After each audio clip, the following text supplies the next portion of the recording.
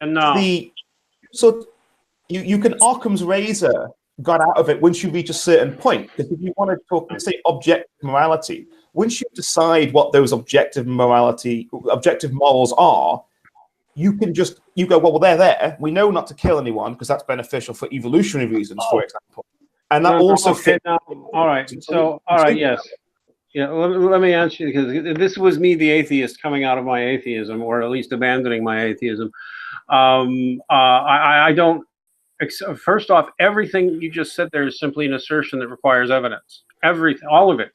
To presume that we evolved a delusion, you have a mighty fine burden of proof to strap on your back of that. We evolved a delusion. In fact, this is what I concluded. We evolved a delusion that made no sense and was destructive and barbaric and made us awful, but was somehow a group survival trait anyway. And that makes no evolutionary sense. I mean that's really ludicrous. And just so from a Darwinian perspective, it's absurd to think we evolved a delusion. Furthermore, if you look into it, you find out that people who are religiously observant generally live longer and require have fewer psychological problems, and they have more children. This was even visible to me then. I could see studies on that then that being put out. That would be the argument. There is a need in people to seek the spiritual. And if you're going to state that it's a delusion, you have to prove that, especially because it's very much a minority opinion in humans. And even if it is the majority of opinion of a certain intelligentsia, they have never demonstrated it. There's no evidence that my belief in God is a delusion. Max, thinking. In the spirit of devil's advocacy here, I mean, you kind of made the argument because you said that religiosity or belief in God is correlates basically with fecundity. So that would be kind of the evolutionary argument. But how I kind of understand how it's made is that exists to the atheist mind, existence is just horrible and unendurable, but the belief that God exists makes it somehow bearable. It makes us want to have children and bring them into this horrific meaningless morass. this is the optimistic new atheist view. So that's how I always understood the argument. Well, and I will point, well, yes, but even that from a pure Darwinian perspective, then you're taking a belief system that this is all delusional and irrational and destructive and embracing that. Statistically, we know, I'll give you another book reference if anybody wants it. We know atheists basically do not reproduce. They by a substantial margin. They do not reproduce. They either have no kids at all or one. One and less. Two is unusual among them. Sometimes they'll have two. Most of them will have none. And so, in fact, they are a Darwinian dead end. Yeah, but on what we're talking though, like I once again, I'm giving it a go. Sure. This is my argument. So so one of the things that occurs from communities, especially say the major three, the Abrahamic religions, they always put, certainly Judaism and Christianity to some extent, they always put emphasis on family units. Multiply. Yeah, well, obviously that's in line with obviously survivalistic Darwinian truth, yes. But when you have, it's all right to say that atheists won't believe that. So they won't take it on face value that it's okay. It's enshrined in us to just automatically find a partner and raise a family with and have multiple children, whether it's scientifically useful or not, because they're not looking for that in that sphere. When you have a theist or a community which is constructed around, say, Judaism or Christianity or Islam, you have these things indoctrinated from the off that it makes sense to have a partner. It makes sense to have a husband or a wife and make a family because it's also useful biologically and evolutionarily and for the species. But they're not looking for that. Does that make sense? Maybe I haven't articulated very well, but that's it's okay to say that it's intuitive to believe in God if you have these things going on, but that doesn't jump to say that it's okay to believe in God. just because things happen, that doesn't mean it's okay to believe in God. I sound like I'm being really opposite there, but you're trying to get it out, but I can just say that from my personal, and this would have been going back 10 years ago, I was still an atheist, and I saw the atheist movement going. I could just see the cultishness of it, and I also saw the nastiness of it and was repelled. I did see, the evolutionary and anthropological data simply made sense to me. And the assertion that this was merely an imposition upon humans, again, this requires evidence. It appears to be something people develop naturally. In every culture, you study the most primitive peoples, there are no primitive hunter-gatherers who are semi-literate who are atheists. They do not exist. Okay, and then the atheist responses usually say, well, that's because they're primitive and don't have science. No, they all universally have a sense of something spiritual, at least, and quite a few of them are fundamentally monotheist. They think there is just one thing ultimately behind things, but they'll have other kinds of spiritual beliefs too. That would be the argument the atheist would make, is that there is some survival advantage to it. There is a survival advantage to it. Therefore, what the atheist position is the ludicrous position of asserting that this universal sense and this universal need is delusional, which he cannot do. And further, to suggest that these religions have been harmful, that's where they indulge in pseudo-history, because it's quite arguable that no, even if you look outside of the Christian religions, is that all civilizations have been religious. And it has actually been understood in every civilization that the Romans had religious tolerance because they understood everybody needed a religion. It would go back and forth, but it's normal for these ideas to develop in humans, and we've always had them. And nobody's ever come and said that, like, it's easy for me because I've studied demonology and spirituality and other religions too. And, I quite believe that ghosts are real. I quite believe that demons and angels are real. I quite believe that spirit forces are real. And I'm in the vast majority of humanity in that belief, including quite a few of us with high IQs. And those were the kinds of things I was starting to think. There have to be spiritual forces. There just have to be. People have this universal need for it. And when they turn atheist, they actually stop having children and start having apparent personality problems. Yeah, that was suicide the conclusion I reached, and that's what got me searching and thinking, all right, there must be something to some of this somewhere. So the atheist argument is basically a genetic fallacy. Even if we grant its premises, that simple belief in the supernatural has a survival value, it does not then follow that belief in the there is no supernatural. It's a complete genetic fallacy. No, it's the complete opposite, actually. No, I agree with you there. I just don't. Well. Well, I just want to add, this seems to be the very point of Alvin Plantinga's argument against naturalism, and Brass could probably back me up on this because he likes that argument, that if religion, the belief of religion in gods has no truth value just because it's a thing that helps us survive, it's pragmatic, then what's stopping us from saying all of our beliefs are like that? And if that's the case, then how do we come to any truth? I think that's sort of the point that some atheists will miss. Is that the Brass? Is that correct on Alvin Plantinga's argument? He's muted. Oh, what? Did you hear me talk about Alvin Plantinga's argument against naturalism? Oh yeah, I heard about that. Yeah, I know all about that. Well, did you hear me talk about? Yeah. Basically, with Alvin Plantinga's argument, where he just goes into how. That's the argument where he basically goes into how, we don't have a good reason to really trust our senses because they wouldn't be geared for truth, but rather just what's conductive for survival of the species. Yeah. I like to give, Michael Shermer actually argues for this, funny enough, and he doesn't even realize that he's actually arguing for Alvin Plantinga. Yeah. Well, C.S. Lewis said much the same thing. 80 years earlier. Even though it wasn't a formal argument per se. Well, even Charles Darwin pretty much said it too, where he said how it's hard for me to understand how to grasp how can we understand. trying to think to understand a monkey's mind. How can you trust the mind of a monkey or something like that?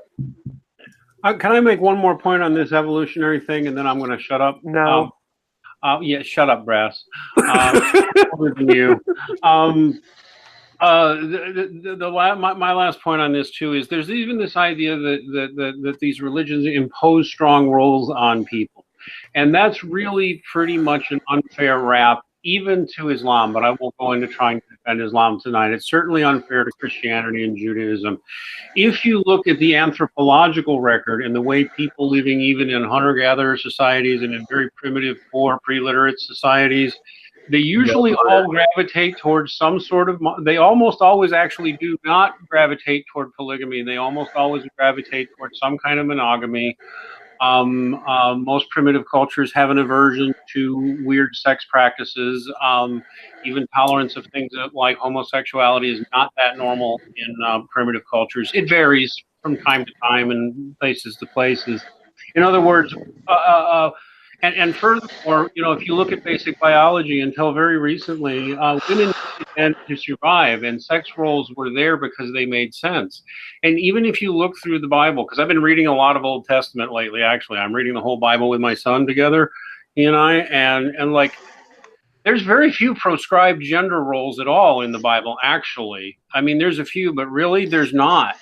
It's just that if you look at the way primitive poor people work, there were rules to protect women and protect men. Even the rules that supposedly limited women, really they were also protecting women, and they were frequently protections women wanted and sought. And so, you know, the idea that these evolved to be oppressive is just wrong. They actually tend to what I concluded, still as an atheist turned more agnostic, even looking at like biblical sex roles and stuff, that they're more descriptive than prescriptive. They're describing systems of doing things, and if you look at alternative systems of doing things, they don't tend to do as well as a basic system that promotes promotes some sort of monogamy and stable families, because family units are the way humans operate. In fact, we operate like pack animals. You know, a lot like tribes of monkeys. We develop packs based around males doing certain things and females doing certain things. It's a natural order you find globally and throughout the entire archaeological and anthropological record. So what the religions tend to do is enforce what most cultures do tend to think of as the most healthy mores. And they're the ones that tend to prosper the most. So there you go. I'm done talking. Well, the thing you said about no prescribed gender roles, it reminds me, of course, of the famous verse, there's neither Jew nor Gentile, man nor woman, slave nor free. It's even right there. Go read the book of Proverbs. It's called the Tale of the book of Proverbs, the Tale of the Good Wife. I think it's Proverbs 37, but I can't remember for sure. It's called the Tale of the Good Wife. It's a long list of everything that makes a good wife, and it includes. You mean a virtuous wife? No, I'll look it up. Since it's called Proverb. Which was it? By the way, we have a breather here. Is that you? Is it you, Praise?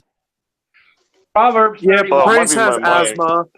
Proverbs 31. Proverbs 31, the good wife. And what you have the good wife described as doing there is owning her own businesses, buying property, manufacturing goods and selling them, trading them, bossing servants, bossing slaves, owning their own businesses while being wonderful and meeting their husband.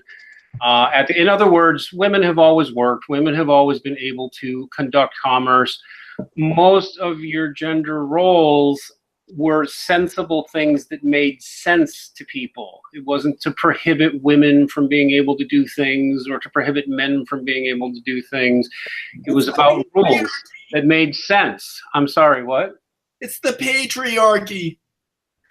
Well, yeah, read Proverbs 31. It's talking about the ideal woman, you know, buying plots of land and bossing her slaves to bring goods to market and stuff like that. I mean, a woman who's working hard to provide for her family and be a good mate to her husband, as in part a provider. And so, not that that's her prime role either, but you just can't oversimplify these things and act like these ancient religions had no freedom for women so they would make more babies. No, that's not how it worked. It's just not. Can I just say something on everything that's been said so far? When Deflating Atheism first asked me to come onto this live stream, I thought, nah, because I'm not a fan of group chats. I always prefer one-on-one. But when I didn't expect to be awake either because it's 2:15 in the morning here. But since I was, I heard there was an agnostic there. I thought, well, if there's an agnostic there, I might as well give my own Gnostic view on things. And so I want to add a sort of spin to everything that's going on here, because the reason I think Deflating Atheism and I don't talk more than we have, we've done one live stream together, is just because personally I don't deal in philosophical arguments and I don't try to appeal to atheists.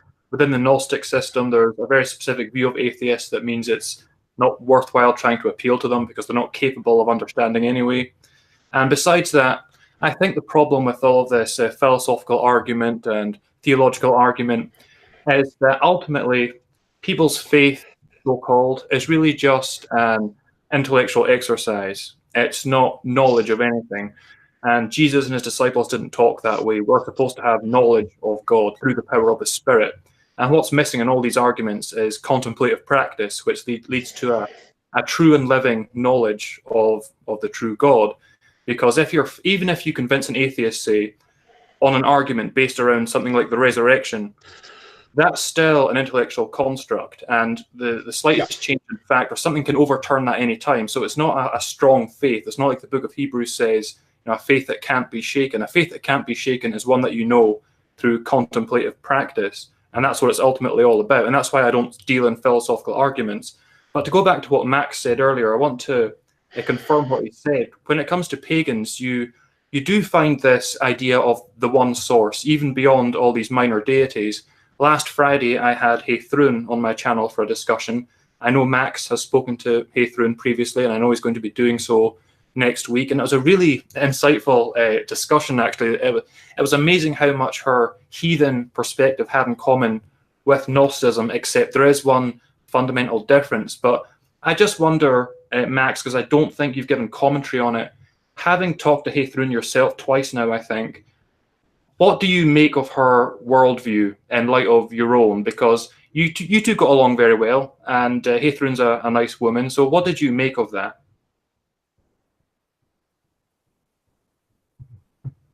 For once, Max is not talking. Oh, is he? Yeah. So that's always a surprise. But yeah, when you actually do look at the Bible and you actually look at ancient cultures and how they arrange things, there's despite how the Bible is apparently sexist, they forget that women's lives inherently had more value than a man's. Because yeah, that's fair. That's true.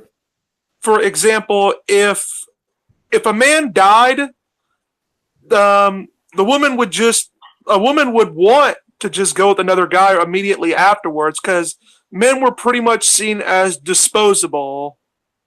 They were you could have there's stories with ancient Greeks that emphasize this notion where they have 2 or 3 guys in an island full of women, because the women killed off all the men just to leave enough so they could breed.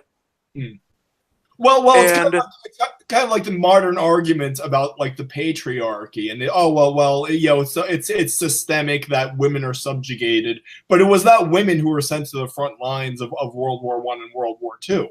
It's always the woman's job to stay home in safety and raise the children, whereas men were basically the cannon fodder.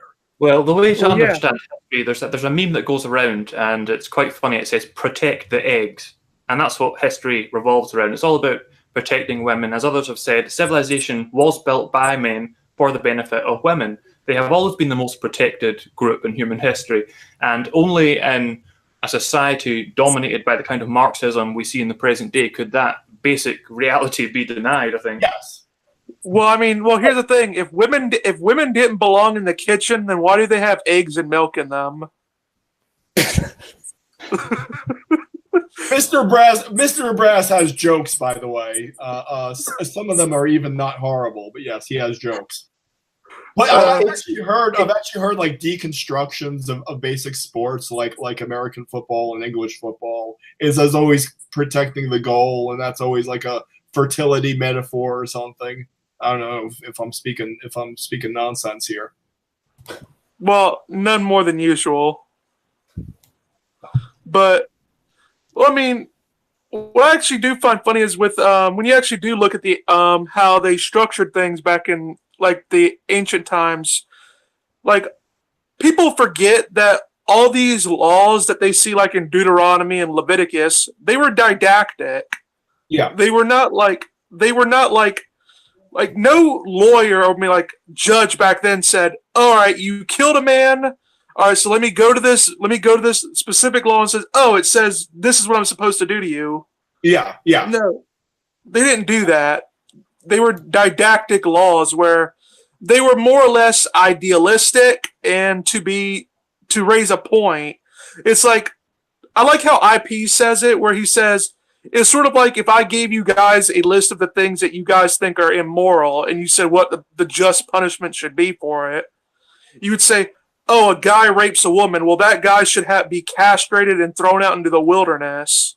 Yeah. Now, obviously, if we say that, like, we're not literally making a law per se, but we're giving an idealistic account. It's meant to kind of impress it in the memory for people who are adhering to an oral culture. When you say, you shall stone them and you shall show them no mercy, it's pretty savage sounding, but it definitely impresses itself in your memory. Yeah.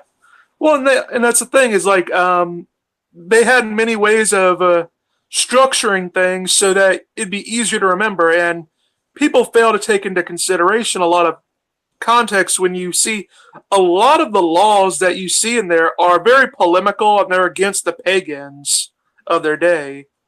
Like a lot of the homosexual practices and the cross-dressing stuff that they go into in the Bible is all predicated on what the pagans were doing back in their time. They were pretty much saying, hey, you're God's people, you're not these pagans. Don't act like them.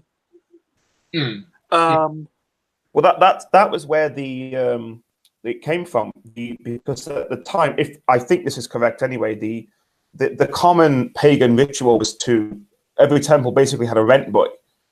So you would turn up and you would worship and you would... You're using a term here I think a lot of people may not be familiar with. Yes. I'm sorry. I said a male which you would engage intercourse with. And the idea was to prevent the form of worship from taking place. So saying man shall not lie with man would be the easiest way of preventing people from engaging in that form of worship. It's not actually about homosexual intercourse. It refers to one particular form of worship. As far as I'm aware, anyway, I read that somewhere. I can't remember right now, but if anyone has an alternative explanation for that, I also like to bring up the fact that you have to remember, back in these cultures, they were collectivists, not individualists. So you have to remember that back in their time, there was no such thing as a gay person, because that requires a level of individualism that would have been completely lost on them. In fact, if you look at classical culture, you just don't find. I mean, I've looked.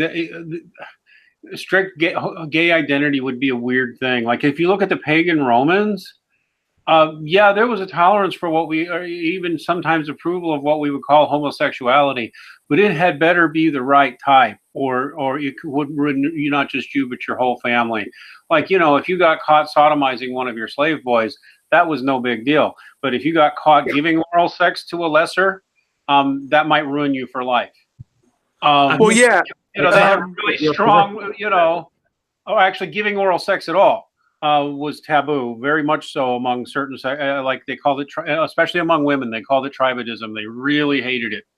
Another thing is you have to consider is like with the Greeks and the Jews, they viewed sex differently than we do, where they viewed sex more of a function and form. Basically, what's the purpose of the sex and what form are you doing it in? To the Greeks, like, they would engage in homosexual acts, but sometimes those acts would be recommended for the military. So, like, they were, like, for example, they would recommend homosexual acts in the military because they sort of had this idea that, well, if the guys are screwing each other, then that means they're going to be more out to protect each other.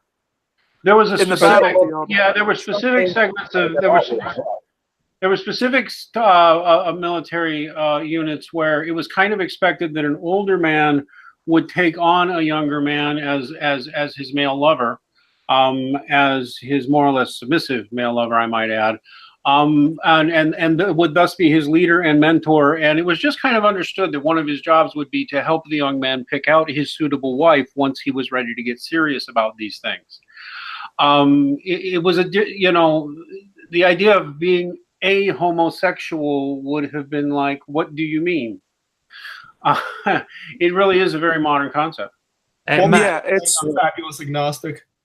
While you were, I think you were away from keyboard or something like that, but I asked you, I mentioned that I spoke to Heithrun last Friday, who is a heathen, and I mentioned that coming on Wednesday.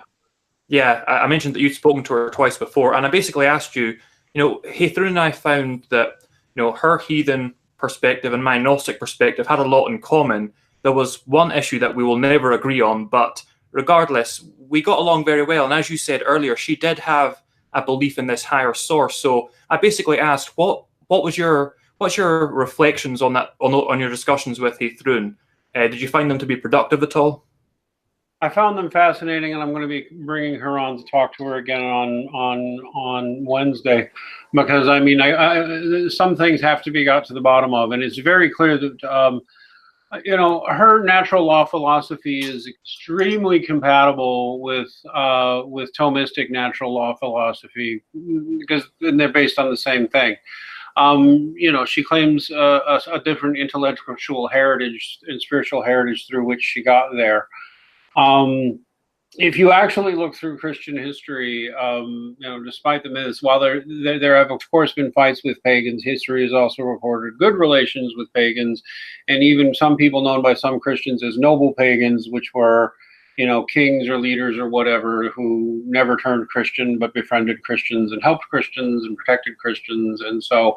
Even in Dante's Inferno, I think Virgil has a special, or the noble pagans might be, and so, my job as a Christian is not to approach her and tell her that she's going to be damned for eternal hellfire if she doesn't give up her wicked pagan ways. I don't see that as a productive starter. So I'm, my attitude as a Christian, you have to be able to get along with people, and you start with shared values. And it's clear that we have quite a few. Yeah, and I do think it matters. I do think it matters, especially because I think the biggest threat to free thought itself these days is aggressive secularism globally. That's right. I had the same experience with her. I'm always willing, because even though I follow the Gnostic tradition, I do have a universalist view. I don't think that tradition dictates your fate or anything like that. But one problem I found is that there's pagans like Heithrun, and then there's more aggressive pagans. There are those pagans who, and I guarantee every Christian who's had a YouTube channel will have had someone say this to them. These pagans who'll come up to you and say, you worship a dead Jew on a stick. Without doubt, every Christian who's got a YouTube channel has had someone say that to them. And at that point, you can't reason with them anymore, because they truly believe that, for example, I as a white Celt have to be bound to the gods of my ancestors, whoever they were, whether we're talking about the Picts, the Gaels, the Norse, it could be, it's a confusing issue, but they cannot accept that someone outside of the Middle East would accept Jesus Christ. And there, of course, you can't argue with that, because I'm not about to give up Christ because of the gods that my ancestors worshipped. This is the fundamental problem I see with paganism, and I've known quite a few, and it is the sort of incoherence. It's the same with people who call themselves witches. and you know, say they're white witches or good witches. And I don't doubt the good sincere you know, sincere intent in the heart of some of them that I've spoken to, but it's at the same time they're like, yeah, they don't even want to talk about bad witches. Bad witches either don't exist, or they're a myth, or they're something else, but they're not witches. And it's very incoherent and shifty. And it's kind of the same way, because every witchcraft coven or whatever has their own rules, and they think they're the real witches. And the pagans are the same way. So you get these pagans who are, I mean, you'll even get pagans who are into like Thor and that, who are very violent. And then you will get the ones who are not. It's hard to predict. I would just even say, though, even there from a Christian perspective, we often have the same problem. Like, you have to evaluate where they're coming from and get to know what their value system is. That's also the secret to talking to Muslims, by the way, is to try to respectfully understand what they believe rather than just trash what they believe. You start with the things you respect. I'm starting to ramble now. I'm getting tired. I think what David was trying to get to is that for a lot of pagans, their particular form of pagan worship is dangerously roped to a sort of ethnic identity. So it's like the blood and soil pagan. Right. And from a Christian perspective, that's problematic. Yes. Because Well, Christian. Well, embracing let me just say, embracing the existence of nations and ethnicities is fine and perfectly Christian. It's perfectly appropriate to the Bible. Confusing, you know, yourself or your nation or your ethnicity with God or the center of it all, that to us looks inherently dangerous. That's right. And if I can just say that, I know I'm the only Gnostic here, and I know that a lot of people might have an aversion to Gnosticism, but I need to explain why this class, there's this fundamental thing that cannot be overcome, is that even pagans like Heithrun, again, Heithrun, lovely woman, very reasonable to speak to, but even reasonable pagans like her, they do have a really strong belief in the protection of their bloodline and of their kin and of their ethnicity, ultimately. And Gnostics have the exact opposite view, even to a far greater extent than regular Orthodox Christians. We don't care about saving bloodlines or perpetuating our kin or anything like that, and you can't overcome that point of view. And I had a discussion with a pagan earlier, and I tried to explain to him, look, okay, I'm a white Celt, but because of a spiritual experience, I came to Christ, and my life through Christ has been transformed radically for the better. Now, I have no problems in my spirituality. I am content in my spirituality, and yet you insist that in order to adhere to spirituality properly, I have to go back to the gods of my ancestors and worship God through them. Why would I do that? You know, what motivation would I have to stop in my spiritual track, so to speak, and decide, right, I'm going to research my ancestors, but they just feel that you're obliged to do it. And to me, it's not a spiritual insistence at all. It's a pure fleshly insistence. They view me as a traitor, some of them, for worshipping Jesus, and there's nothing that's going to overcome that, unfortunately. Yeah. Well, the secret is that you have to cut off their head in order so you can become the one and become immortal. By the way, I have an idea. I have an idea for two YouTube channel names for David. A is because, of course, as we know, all YouTube channel names have to be completely explanatory.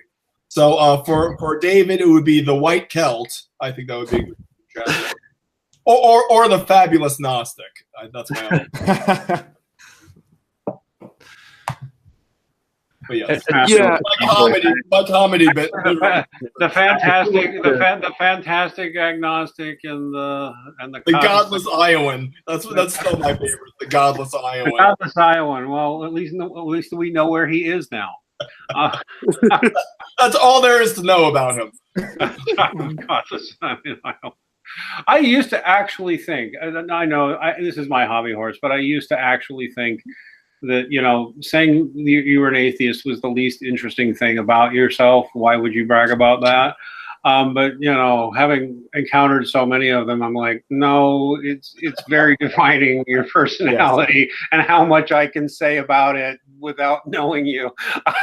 But anyway, I truly believe that, and it's kind of seems similar to me that the people who have all these labyrinthine gender identities, it's like, oh, I'm a flux sexual with this tendency. It's like literally when you go onto like Steve McRae's channel and are describing what flavor of atheist they are, it's seriously like 53 different genders. It's like, okay, this is how boring people get to pretend that they're interesting, is with all these very obscure arcane identities.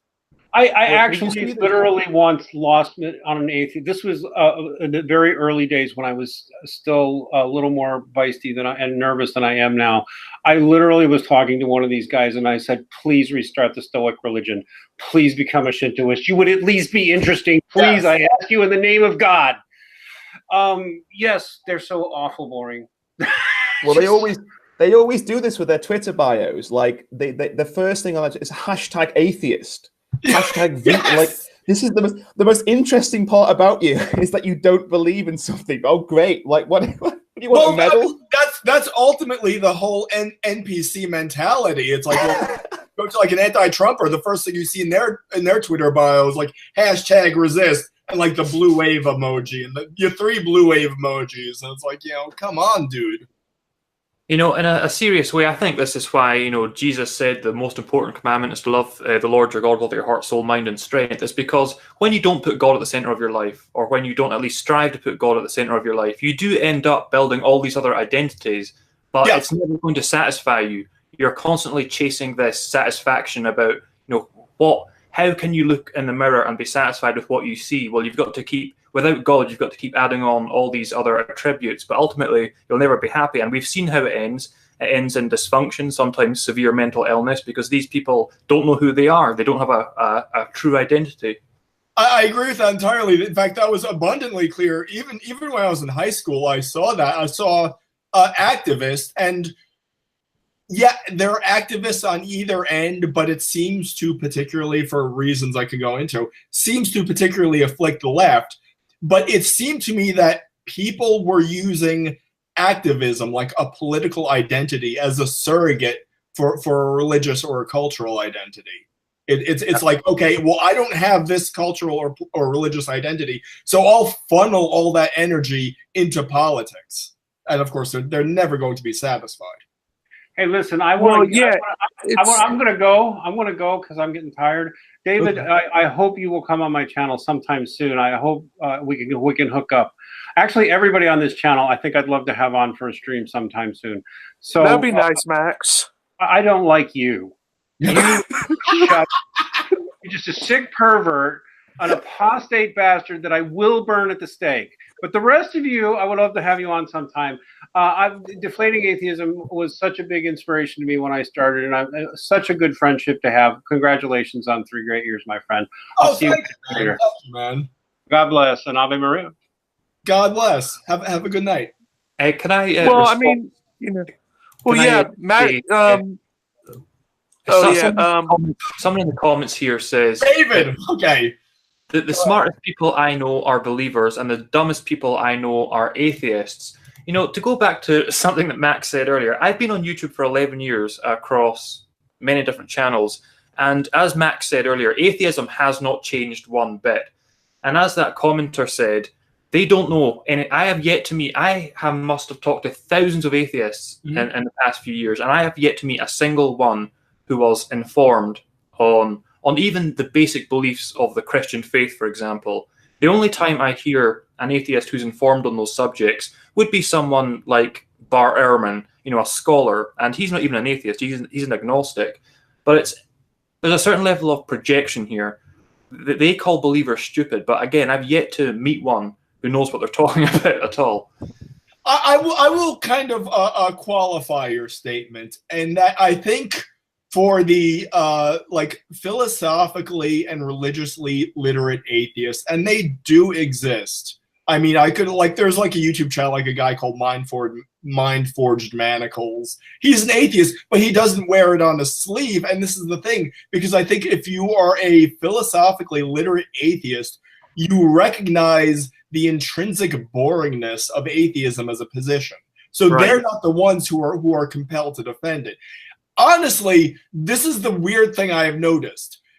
the most critical and most historically literate and most philosophically literate atheists are usually Marxists. I'm not talking about cultural Marxists. I'm not talking about SJWs. I'm talking about old school economic Marxists. That's what I found. Well, I'll add two things to that. One is about the new atheist movement being not changing, and the other is about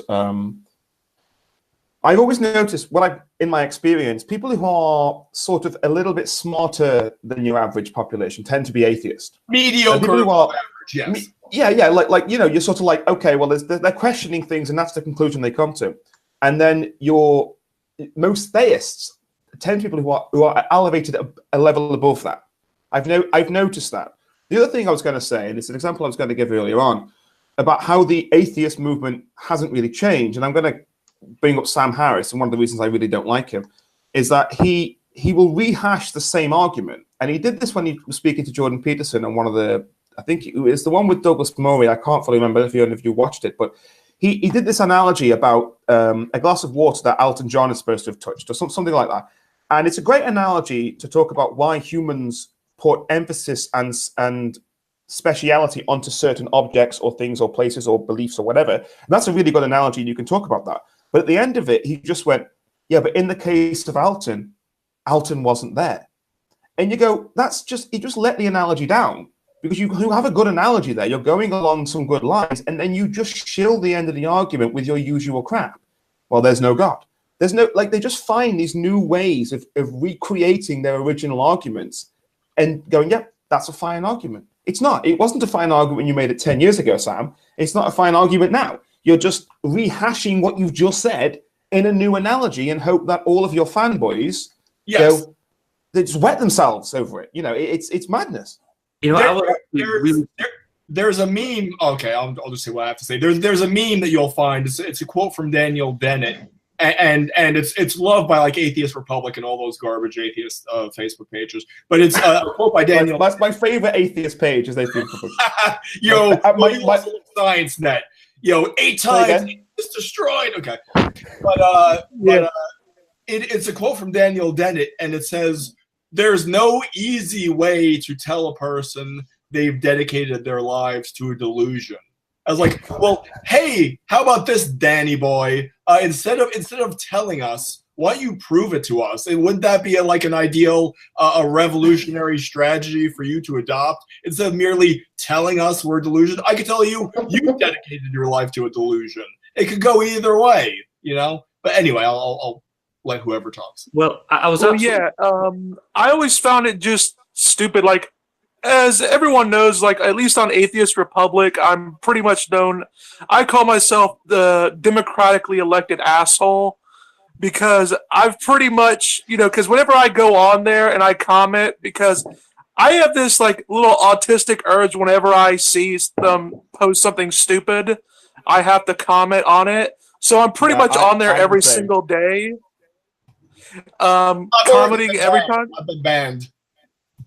Yeah, I comment every time, and here's what's funny. Despite you making that whole video on the whole bats aren't birds, the bats and birds things, they still post that, and I'm saying oh my freaking god, how many scholars do I have to really pull up and tell you that you're a fucking moron? I didn't make such a video, but I agree. It's the dumbest argument. Yeah. Well, you did a video on Atheist Republic, and and in there you put they said the whole thing that in the Bible it says bats are birds. Yeah, and whales are fish, and yeah. Stupid. It's idiots! You do realize that the whole classification system that we have now didn't exist back then. You don't understand that. Well, and it's and even when you look at the Hebrew words and you look at the word for bird that they use for it, it really just meant winged animal. Of course. So, I mean, they technically weren't incorrect. Bats are winged animals. I believe ancient Hebrew had a vocabulary of only about 5,000 words or something extremely small like that. Oh, so the same number of words that atheists know. Atheists, they always act as though we're supposed to know all of the magical answers. You know, anything you're supposed to learn should have been there in the Bible to begin with. Like, how do we dare to have any information that we don't know? Like, they act like, oh, well, that wasn't in the Bible. Yeah, well, it didn't happen then. So why would it be in the Bible? They act as though we must always know everything that ever existed, everything that's going to exist, everything that isn't in the Bible. We should also know to find in the Bible. It's like they just play this little game, and you can't win because they start from the presupposition that they are right because you can't find this information anywhere. It's like no, mate, it was never there in the first place. Like what are you talking about?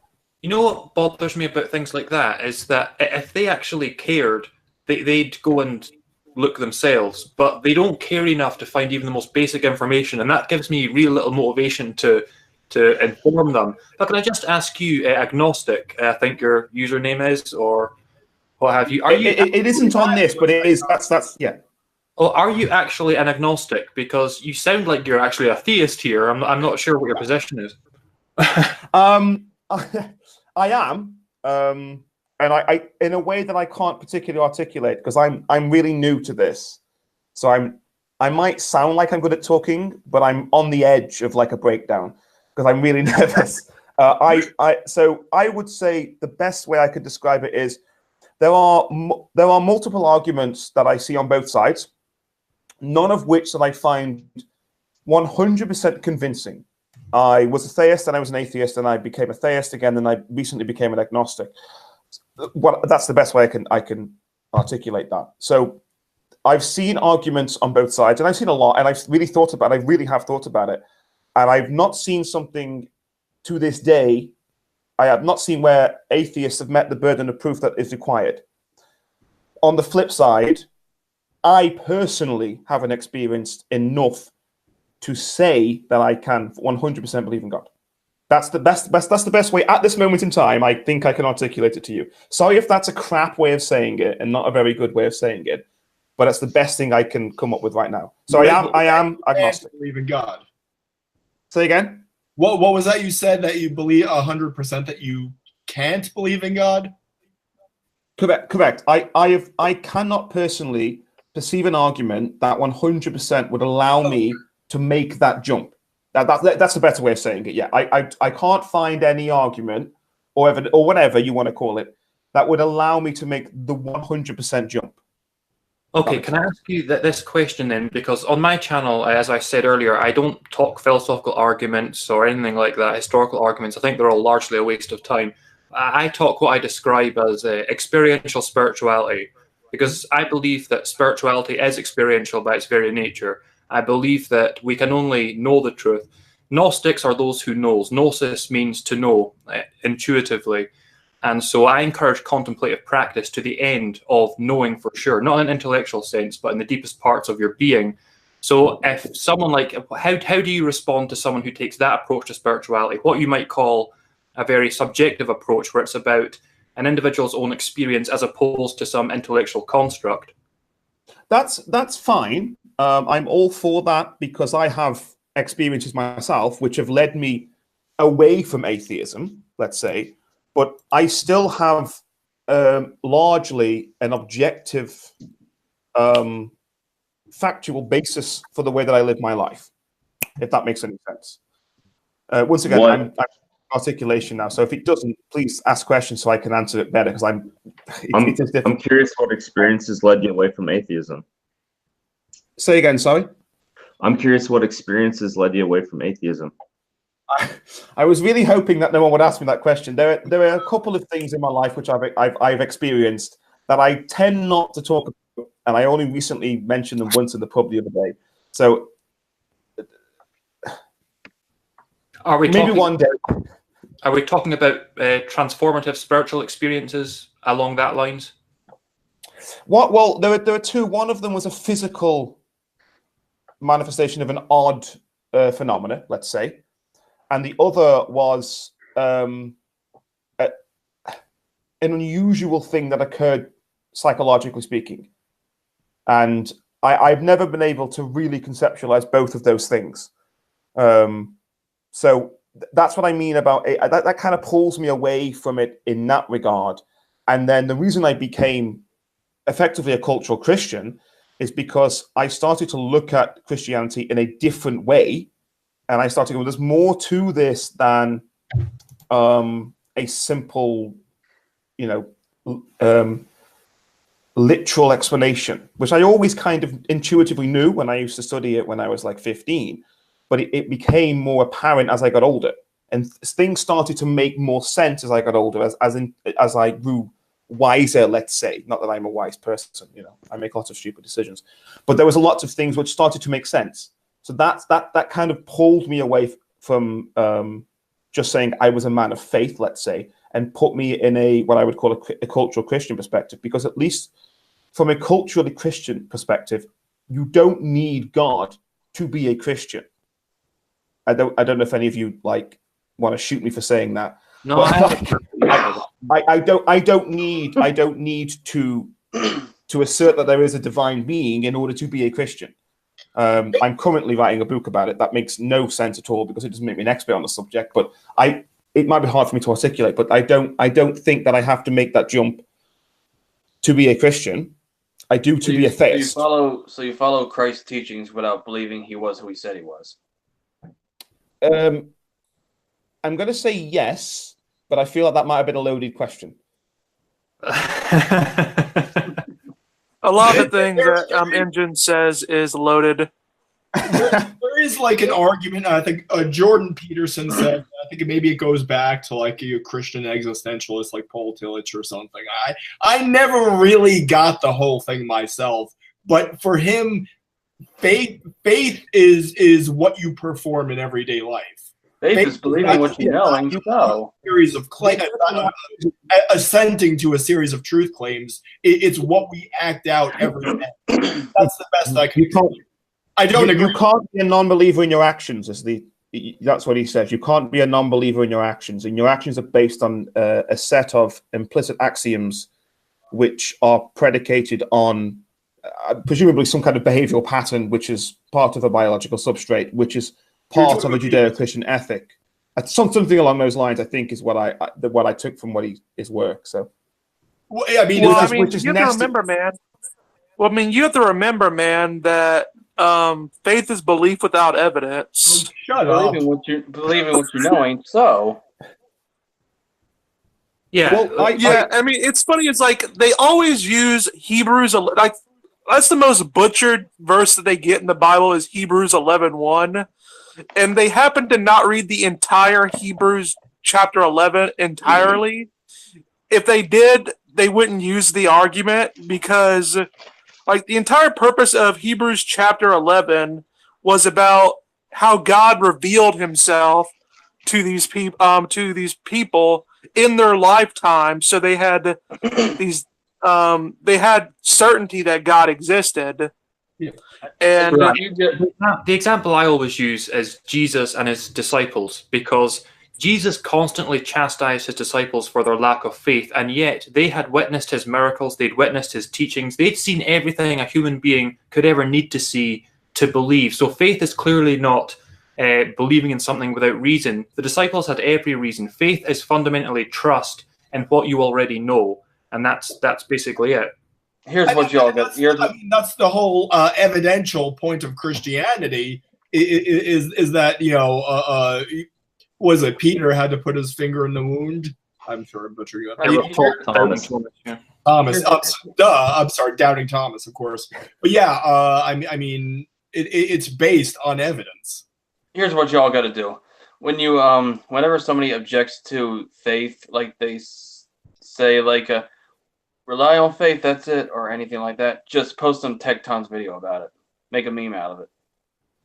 Yeah, at this point, is I used to, when I first got into the whole atheist debating and stuff, it's here's what's always funny is as everyone knows, I'm not a Christian and stuff, but every time I end up debating an atheist online, that's pretty much the first, they try to insult me with it. They'll say, oh, you're a fundamentalist Christian. It's on my profile, I make very clear that I am not. Yes. And yeah, that's sort of what they do every time. It's like they even do this with one of my pagan, like the guys I know that's a pagan on Twitter, where every time he argues with like atheists have this hard notion of understanding that there's other people that don't like them outside of just Christians. Even other atheists hate atheists. Yeah. So it's becoming that way now. You know, that's what's really tragic for me about the atheist position is that even if they were 3,000% right, it's still pointless. The way they're behaving, the way they interact with other people, even if they're right, it's still pointless. And that makes it one of the most tragic worldviews for me. And yeah, rarely it's do just they ever live that way. Yeah. Well, I mean, it's just, I find it just stupid because when I first got into this whole debating atheist online thing, is like, I used to take more time out of just explaining what I know about history in order to get over it. But after hearing the same objection about 5,000 times and them not really caring if even when you give clarification and the scholars. Yes. Nowadays, what I just do is I already have all the links and the details all there, and I just copy, paste, and leave. They don't get nothing else. I mean, if I don't like interacting with honestly, these days, interacting with atheists through any text-based medium because I have zero patience. If you've had the bad luck to see my comments to atheists in comment sections, I have zero patience. I just go through the roof immediately. That's what Missing Mark said. He's like, he's done with it. He's like, yeah. So I prefer my medium to be videos, and I can moderate myself there. But hey, why don't the new people here, Andy? I'm actually not entirely sure who you are, but introduce yourself. Yeah, my name's Andy. I just recently moved from California to Missouri. I just discovered Deflating Atheism because YouTube suggested your Norm Macdonald video to me. I guess I've been watching Norm Macdonald videos because he's hilarious. And I saw that when I go, this guy's great. And started watching a few of your videos. And I just reached out to you because it looked like we had a similar type of channel, do similar things. What's your channel's name? It's just my name, Andy Rasman. Very, very creative. Okay. Well, no, we all this time we've been talking about less creative names that are just completely descriptive and explanatory. Yes. But yeah. Oh, and in case you're wanting to know, the other guy is HistoryNet. He's Bionic Dance's twin brother. Yes. Introduce yourselves to those of us who have not already had the displeasure of meeting you. I'm HistoryNet, aka White Engine. And he insists on recording himself at an edgy, candid angle there because he's a badass. Yes. Anyway. Yeah. Well, I mean, what's funny is like atheists hate him more than they pretty much hate everyone else on here because he's pretty much like known on Twitter where he just absolutely goes after them all the time. Yeah. There is no Deflating Atheism Twitter presence because, as I said, I have no patience with typing comments. There is a Deflating Atheism Instagram page. Because... I'm like Philosophy Tiger. I just lunge at them. I actually, as it goes, Mr. HistoryNet, I've seen a few of your things, and I'm quite a big fan. So it's nice to meet you, actually, because I've seen a few of your things, and I thought this is quite good. Yeah, so I am a fan. Thank you very much. It's nice to meet you. You too. Can I be honest with you? When I heard the name HistoryNet, you know all I'm thinking? It's a parody of ScienceNet. Yeah, exactly. That's what I was thinking. I'm thinking, is this guy one of those atheists who makes those top 10 hitch slaps videos or something like that? Yeah. His channel got taken down. Really? Yeah. Well, it was all copyrighted content. I mean, honestly, this is like the best news I've heard in ages. I am over the moon. I am over the moon. Like he called himself ScienceNet, but just about 95% of his vids were anything but science. Like you have Ricky Gervais clips. Yeah, Ricky Gervais or Bill Maher. Bill Maher is an anti-vaxxer. Bill Maher has gone off about vaccines. He parroted pseudoscience about vaccines. But hey, he's an atheist. He adheres to that orthodoxy. So therefore, we can say he's "quote unquote" pro-science, which is well. I mean, on the other side, I know that they had Jordan Peterson on there too as well. Yes. I posted that like 8 times. Jordan Peterson went. Hey, you know they're waging war on him now. Jordan yeah. Well, here's what I've always found funny about atheists is like if you actually look at them, it's like what I get sort of angry at them is like they always have this oppressed, like this Marxist attitude where they're being held back by society. When you actually look at it, if you actually look at the statistics, 85% of atheists are pretty much like if you actually look at the statistics of them, they're mainly white men who are like a little bit above college level and their ages, and they make they're upper to upper middle class people. They tend to make more money. So, and if you actually look at it, like all the adult shows that are on TV are pretty much catered to atheists. Yeah, like Family Guy. Yeah, Family Guy, The Simpsons, Rick and Morty, The Simpsons back when it was funny was actually very sympathetic to religion. Back in the first 10 seasons or so. Yeah, they were. I like their Bible story. It satirized religion, which I am like pro satirizing anything as long as you can be funny and incisive about it. Absolutely. But no, it's these dumb broadsides against religion. The SJWs took over. That's what's causing the Simpsons to collapse. Well, yeah, and another funny thing is like, this I don't know if you guys know the Friendly Atheist, Hermit Meta. I hate him. He's a very not friendly. He's not friendly. He's well, here's what's funny is like he posted on his Twitter about this atheist woman. I can't remember her name for the life of me, but she won like a seat in political office. I retweeted it and I said, okay, now atheists can shut the fuck up about atheists not being able to get into politics. Yes, well, there are like I think 7 states that have old archaic laws that say atheists can't be elected to. I'm like move to China. Yeah. Well, as far as I know, can you point to any instance when these laws? I mean, there are all sorts of you could go to like you can't walk your cow on a Saturday. There are all these ridiculous laws that are on the books that are never put into action. So can you point to any instance in which an atheist has been barred from office because of their atheism? I mean, this is just such a thing that feeds into their martyr. You're banned from holding office because you're a douche.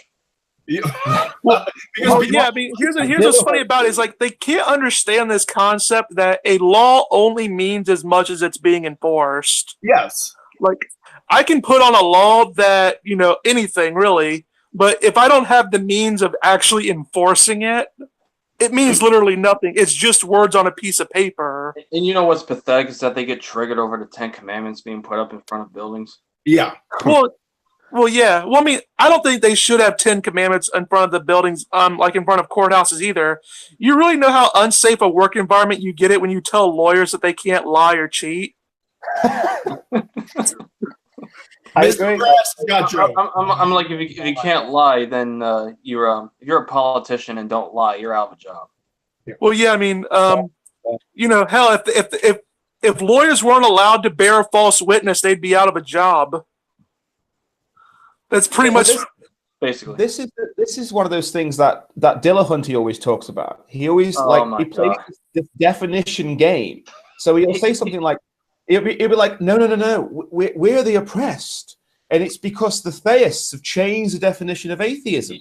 You saw his debate with atheism. Carry on, sorry. You saw his debate with Inspiring Philosophy where he did where Inspiring Philosophy brought all the studies and Dillahunty just went on his feelings, and literally the best argument against religion is that these traumatized mothers have to watch their fetuses get funeral service. Dillahunty is the and here's the thing is like I've always found when debating anti-theist online is that you either get into these three categories with them. And the most common one is anecdotal anti-theist, I find, where basically their whole grounds for hating religion is the fact that they grew up in a horrible religious home. That's literally their only ground. And I find arguing with those particular anti-theists to be kind of pointless. It's sort of like arguing against a feminist who hates men because she was beaten by her alcoholic father. It's like, if someone's ultimate disagreement with religion is entirely emotional, then there's no logical argument that's going to sway them one way or the other. I've got something I want to like put out to everyone based on that kind of thinking. One of the, I don't know if any of you are fans of Think Club, the YouTube Think Club. Yeah, Brandon. He recently showed a clip from somebody, I can't remember who it was, about why millennials moved away from the church, and it was about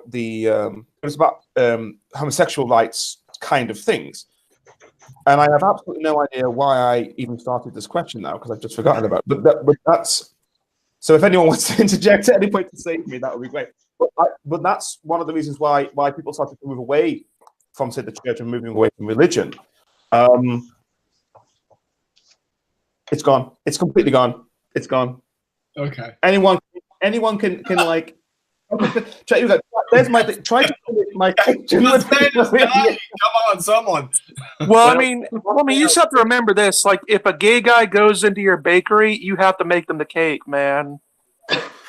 Well, it's like, I meant to say earlier, maybe while you're trying to remember what you were going to say, is that I've noticed that if they can get away with it, atheists will usually outright lie.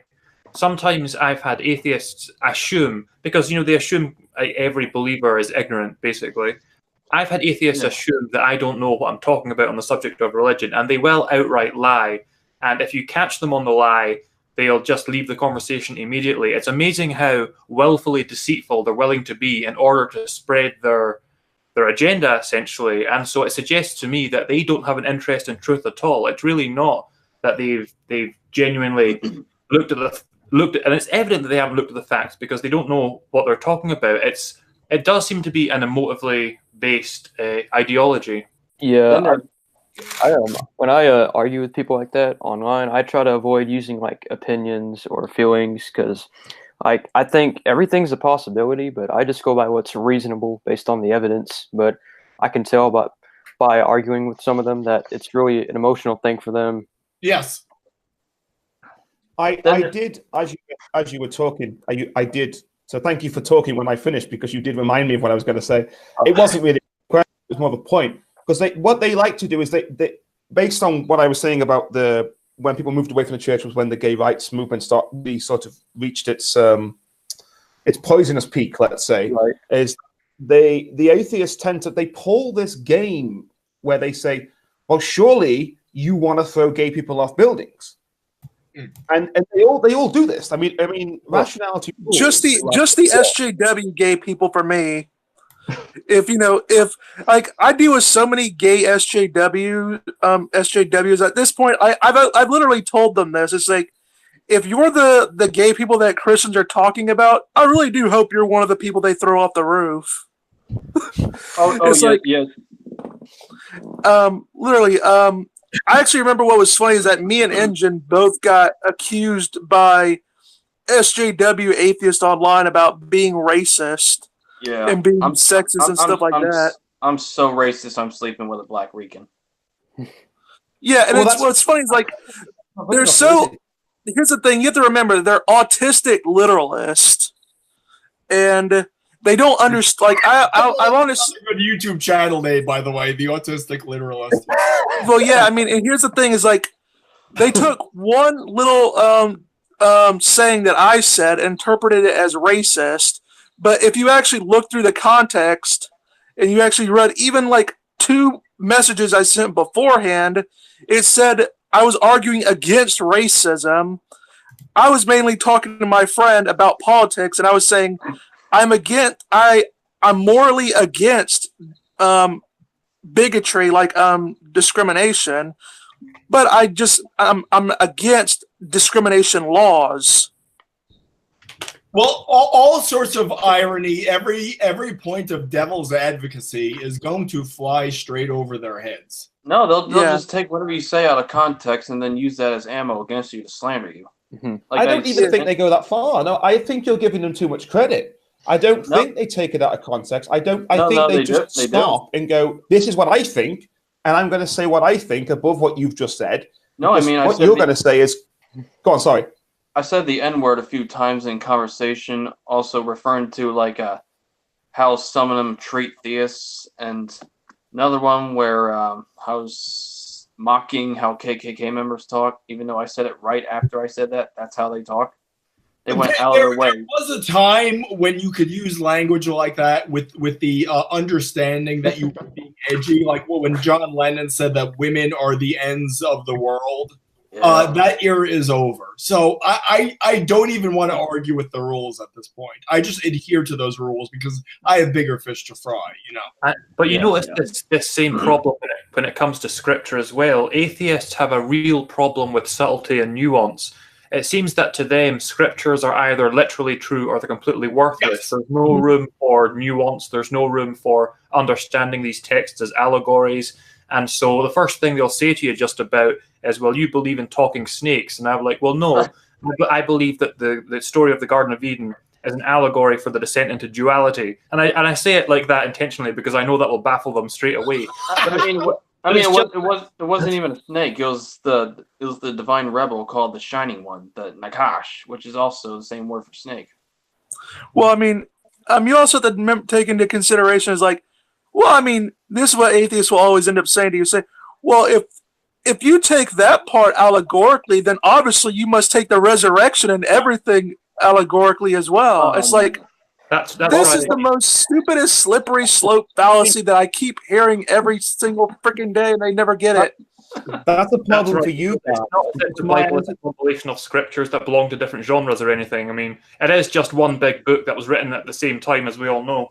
Yeah, it's all. Well, yeah, it's like the Bible is the only book that they do this with. Like, if I told them to read Shakespeare, and they would never at one point say, "Oh, Shakespeare used an allegory here, therefore there's nothing true that's going along with this play." I mean, it's not even a book; it's a library of different texts of different kinds, dates, intentions, and genres. Yeah, but you have to remember they were written by illiterate Bronze Age goat herders. Of course, even though it wasn't written until the Iron Age and the Post-Iron. And none of the authors were particular. None of the authors I would have thought would be goat herders, and even if they were, what the hell's wrong with goat herders? No, that's kind of racist in a way to call them desert goat herders. This is what I've noticed. I actually made a video about it. Is that you will hear atheists disparage the authors of the Hebrew Bible as basically illiterate goat herders. What's the other word they use? They're just Bronze Age desert goat fuckers. Illiterate, just so ignorant. Whereas on the other hand, they elevate the enlightened, scientific Greek, ancient Greek people. And so, can you not read a kind of Aryan subtext here? Is that they're the illiterate, lowly goat herders of the ancient Hebrews, but the elevated, enlightened, scientific ancient Greeks. I don't know. I just threw that out there. I think it's absolutely disgraceful that we all sit here, all of us white men, and we don't believe for 1 second that the Bible was written entirely by God, and everything in it is completely literal, word for word. And we wake up in the morning, beat ourselves in the back to be just like Jesus Christ. Why don't we live this way? It's like how many of us? There's like 6 of us here, 7 of us here, and more than that if engaged. And not a single one of us believes any of the nonsense which they say, but they won't see it. They won't engage in this conversation. Like, none of us believe in wild, cuckoo nonsense ideas, but they will accuse us of all of these things. They will say, "Well, the kind of Christians that they talk about they basically so often only exist inside their own head. After 7 years, because I converted to 6 years now, because I converted to Christianity and then came to Gnosticism after a spiritual experience at the age of 27. So I wasn't raised as a believer, but in all that time of intense discussion with other theists and other atheists, I have rarely ever met a Christian of the kind that they seem to think is true of all Christians. This kind of stereotyped, bigoted person who takes Genesis literally all the way through. I've never met such a Christian, or hardly ever. Talk to a young Earth creationist Calvinist. Yeah, I will say there's an American tradition of basically fundamentalism and biblical literalism that did not occur until the 19th century in America. And really, the new atheist is basically just the flip side of the coin, because they insist on taking the Bible every bit as literally as the younger. And they don't see it. Their behavior in psychology mirrors exactly that of the fundamentalists. Yeah. Well, take flat earthers, for example.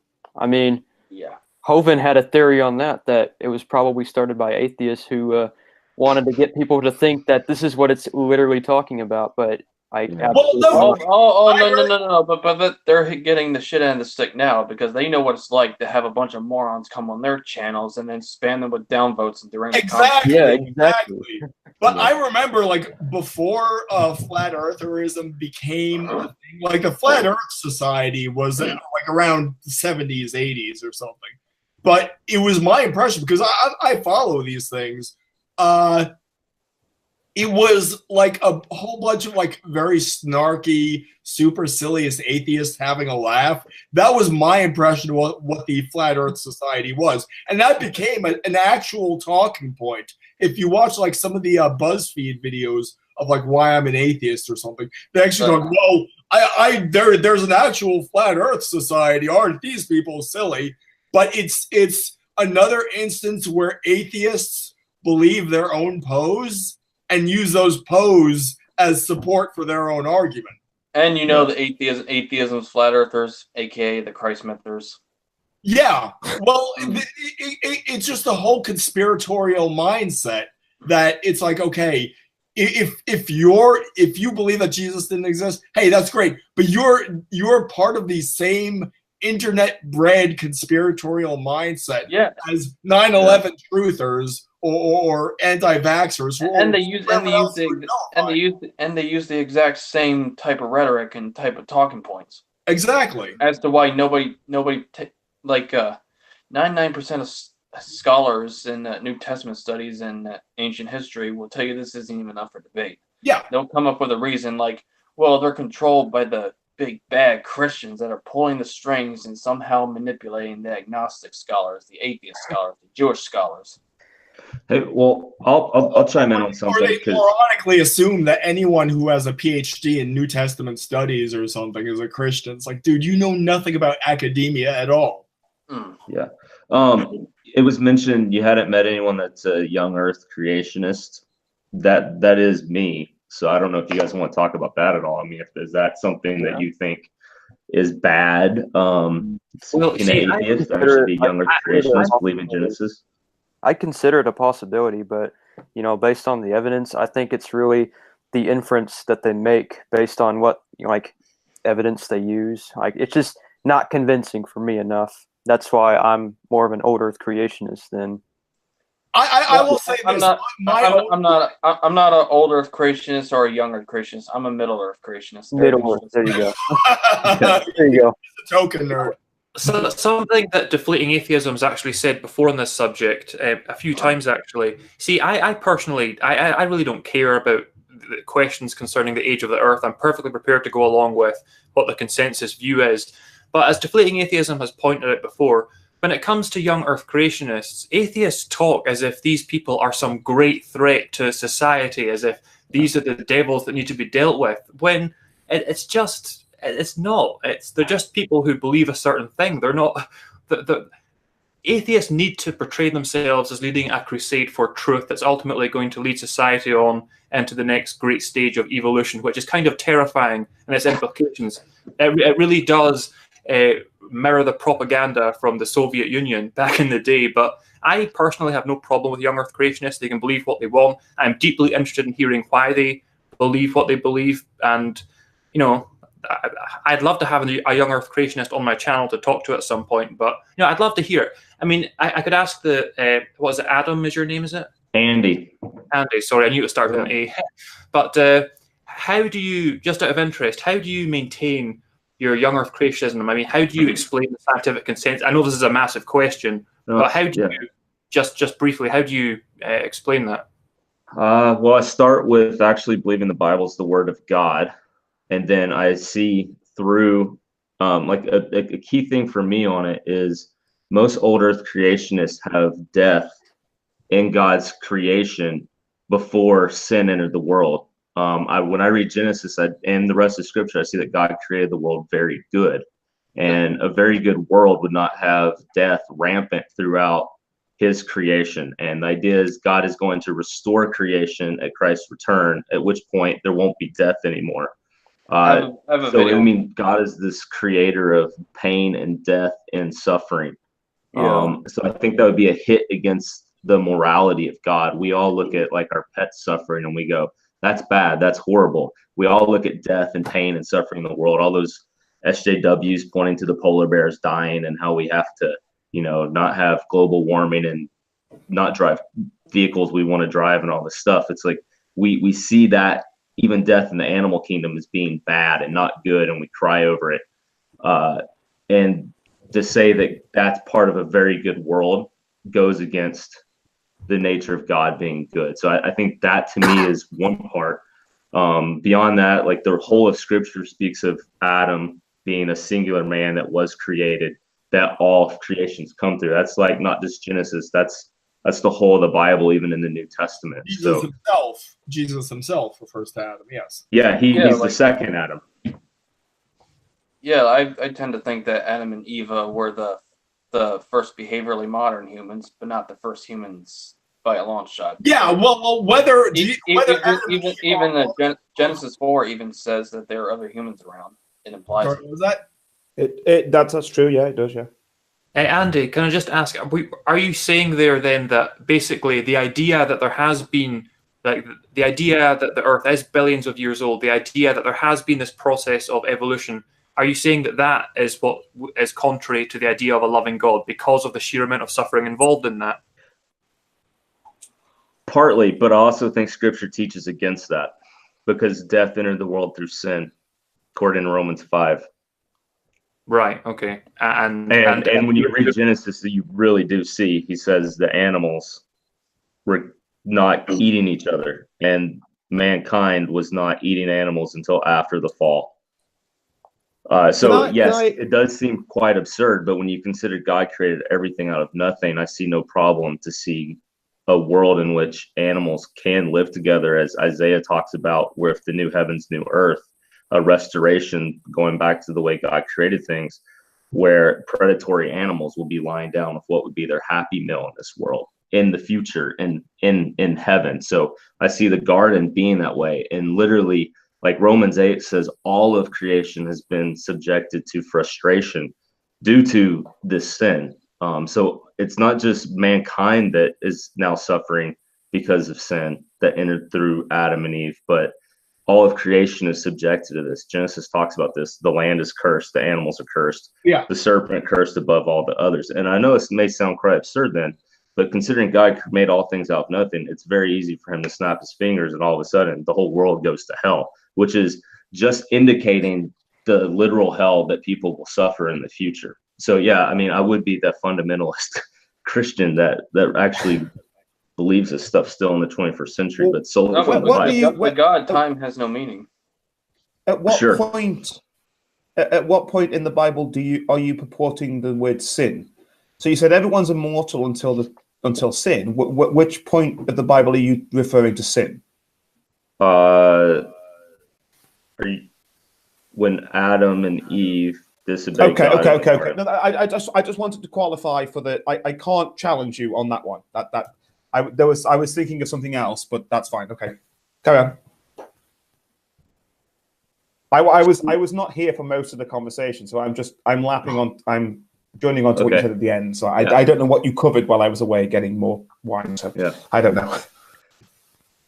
Concerning time, I mean, the rest of Scripture is not just Genesis. Like Exodus is based on this. The Sabbath is based on this. Moses is told, just as God created in 6 days and rested on the seventh, so too shall you, man, work for 6 days and rest on the seventh. So obviously Moses still traditionally the writer of both Genesis and Exodus, but you see it carried over to that. So the Sabbath law put in the 10 Commandments is based on this. So the reason God took 6 days to create was as a model for us to follow. And plus, that entire narrative moves throughout the rest of Scripture of us being able to enter into God's rest. It was mentioned Hebrews earlier, chapter 11, but like chapter 4 of that book talks about us entering into the eternal rest with Jesus. So I mean, I think some of it, it's not just Genesis, but it's a narrative woven and throughout the entire Scripture. So if you pick and choose, like Genesis, this part's allegory. Well, which part do you say it's not? Was Noah real? Because Peter cites Noah. Jesus cites Noah. The Tower of Babel, was that real? At what point in Genesis then do you draw the line and go, well, now it's no longer allegory. Now there really was a father, Abraham. You need some Michael Heiser in your life. I'll look him up. I don't know who that is. You see, personally, I go in the exact opposite direction, but I'm a Gnostic, so I'm like the least orthodox person in this room. I don't take any of the Old Testament literally. I have great doubt about much of the New Testament as well, quite frankly. But the point is, like going back to atheism, is that I don't think anyone in this chat is going to have a problem with you believing that, is going to care to argue you down like that. But do you ever bother trying to argue this with atheists, or is that just a waste of your time? I really don't, because atheists usually I don't even know what they're arguing for. Like you said earlier, it's a worldview which is completely hopeless. Yeah. Like why would you want me to jump into your ship? Unless you really do think I am bad for all of society by believing. So we can make it better for future generations. Exactly. Where did science come from? Christian Europe. But what I argue with them on is if they actually, I don't even start with this. This isn't the starting point. To me, I start with Jesus and the resurrection, because if Jesus rose from the grave, then Christianity is true. If Jesus did not rise from the grave, then Christianity is false. And I can forget everything of the Bible. There's no reason to believe it if Jesus didn't rise from the grave. So with the atheists, that's where I always take the debate, because most of the arguments just straight against atheism with nature, I think, are wonderful for proving God exists. But they're also the arguments that the Muslim would make, the theist would make, the Jew would make. So I tend to move the conversation to Jesus being God, because then we showed that there is a God that actually has revealed himself to us. So we don't have to be Gnostic or agnostic about God. We can actually know God by the revelation of God to man. And that is central to Christianity. It's why I'm not Muslim, for one thing. Yeah, I mean that's kind of the point I made in one of my videos is the lack of theological consequence of young Earth creationism, because I know atheists love to denigrate young Earth creationism, but it's like, okay, you believe a universe popped into existence with these concepts that are fine-tuned to the degree of 10 to the 120th power. What's so absurd then about believing that all you even have to believe that God created the world in the young Earth creationist context? You could say, oh, well, all the animals just popped into existence fully formed. That's actually not a less reasonable assertion than the idea that a universe popped into existence that is insanely finely tuned. So I fail to see the theological consequence of the argument one way or the other. How I put it is that they basically believe that nothing caused nothing to bring something out of nothing. Yes, something like. Oh, hey, Christopher just put the kids to bed, I guess. How you doing, man? I'm terrified right now. He's staring at me. I feel like he's gonna gore me or something. There? Okay. Can you hear us? Yes. Okay. I'm terrified. Maybe. By the way, you notice, David. You notice I have my own Glencairn glass. That's very nice. Well, I guess Christopher is not going to be talking to us. So yes, you're just going to be staring creepily. I'm kind of waiting to pick up the thread of conversation. Oh, okay, okay. Well, how are you doing, man? Doing all right. Doing all right. Kids are finally asleep, so. Hey, you trim the wicked beard. Yeah, finally. I kind of figure I can go for the really long one in about another 20 years, but it's hard to pull off now. Yeah. Didn't Logic do something about you stroking your beard? And he did. How many videos did he do? I only watched one of them. So. Well, boy, you really hurt his feelings when you did the parody. By the way, Christopher and I, we're not going to disclose anything about this project, but we have another collaboration coming up. Although, if Logic's watching, just to make him feel better, it's not about him. No, it's not. It's not. Yeah, I is it going to be? Is it going to be just like you pretending to be T.J. Kirk or something? You'd have to eat a lot of food to give that one a good guess. Well, he is the 350-pound gorilla of YouTube atheism. I do remember that quote. Yeah. I have a whole list of anti-theists you can mock.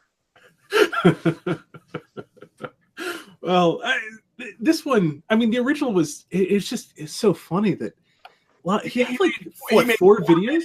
One of which was Patreon only. Yeah, about what was that, the 2,500 subscriber hangout? Actually, no, he made more. He made more than that because then he did additional video. He made like 6 videos about us. It was something like that. And it was about a hangout. It was about a subscriber hangout. But that would be like $12,000 in his pocket, though. He made an insane amount of money off of us. Yeah, no, that's true. That is true. So that was why for the what was it, the 3,000 subscriber special we did the parody?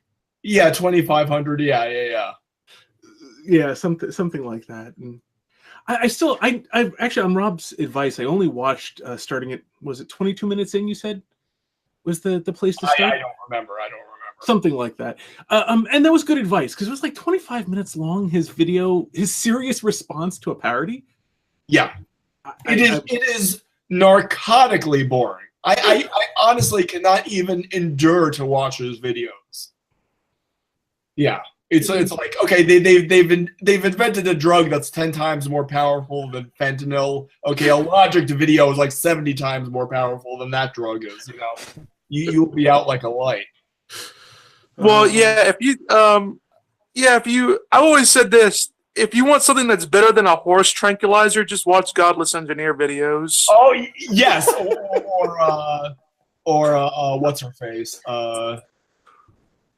Bionic Dance with Christopher and Bionic Dance. Yeah, they're all boring in their own way, but I really think Logic is the most boring of them all. Does he still do the whole black tights, the shades thing? Yeah. Well, he found in his mum's room, I suppose, lying around on the floor. You know what? Well, I mean, I always called Logic hipster Slender Man.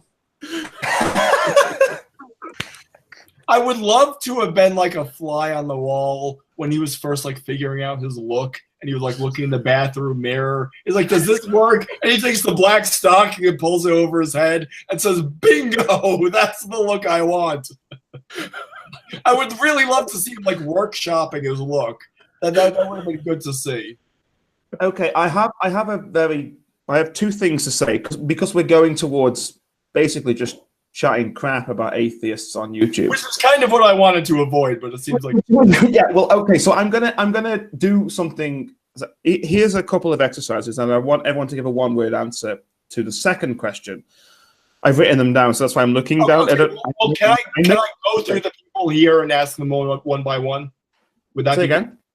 I'll go through the subscribers here and ask them one by one.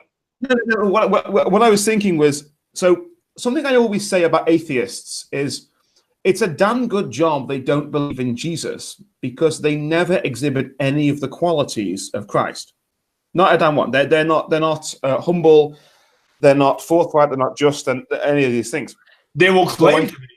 They will claim. They claim all those things. yeah, but we all are not. So, in some regard, it might be better if we all behaved as though we were going to do that in regard for them. That's my first point. Say that again. Say that again, please.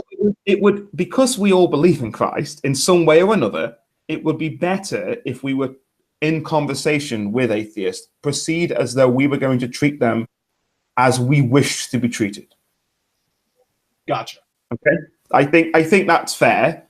I mean, I don't mind talking smack about atheists, but like at some level, it would when we say something and they say something, we always tend to go, well, they're just ad hominem example, but we have to treat them the same way.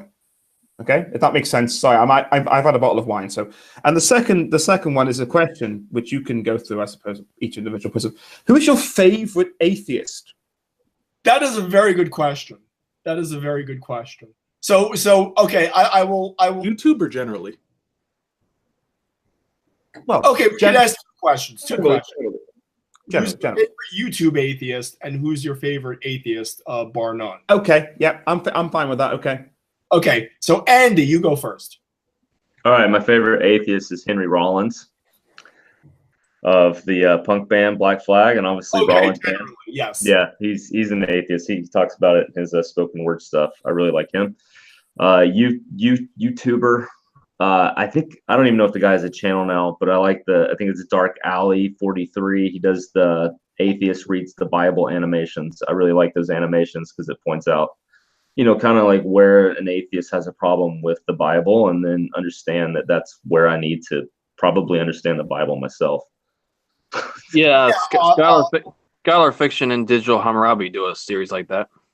Yeah, Max and I did a takedown of an Alley 43 video. I was not terribly impressed, and it was from like 2010, so it was like from it's old, fairly early days of YouTube atheism. Yeah. So Christopher. Well, you didn't say living atheist, so I'm going to go with Nietzsche. Okay. So they're essentially no one's really taken no atheist that I know of has ever taken the question nearly as seriously as Nietzsche has. And in general, Nietzsche is a fairly good theologian. I should note I'm basing this largely on how Nietzsche has been described to me by some Nietzsche scholars that I know, because I'm still woefully underread in Nietzsche. For favorite YouTube atheist, there's Arad, who's Zarathustra's serpent, but he's not really part of the skeptic community type, not in sort of a proper sense, and he's several barrels above them anyway. So if in the sort that generally we're talking about, I'd probably say Deconverted Man, because he seems the most sincere to me. He's also amusing. I'm trying to think of. I mean, I know Deconverted Man. I'm trying to. The guy that's always trying to debate everybody. We know who your favorite is. It's obviously T.J. Kirk. Wait.